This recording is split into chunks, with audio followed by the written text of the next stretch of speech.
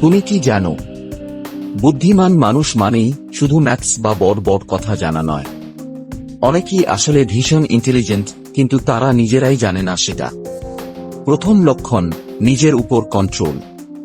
যে মানুষ নিজের রাগ, আবেগ আর কাজের উপর নিয়ন্ত্রণ রাখতে পারে, সেই আসলে সত্যিকারের বুদ্ধিমান। দ্বিতীয় লক্ষণ, কম কথা, বেশি শোনা।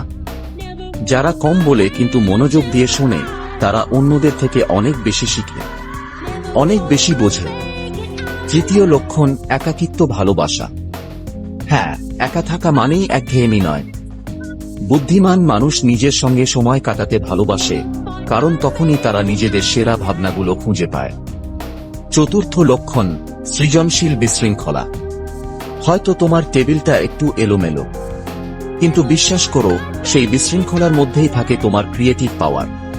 আর পঞ্চম লক্ষণ, ইমোশনাল ইন্টেলিজেন্স। তারা ঝগড়া করে না, চিৎকার করে না, বরং শান্তভাবে, সম্মান দিয়ে উত্তর দেয়। কারণ তারা জানে, যেটা মানে সব সময় চেঁচানো নয়। তাই যদি তুমি নতুন কিছু শিখতে ভালোবাসো, নিজেকে কন্ট্রোল করতে পারো, আর একা থাকতে তোমার ভালো লাগে, তাহলে অভিনন্দন। তুমি ভাবনার থেকেও অনেক বেশি ইন্টেলিজেন্ট।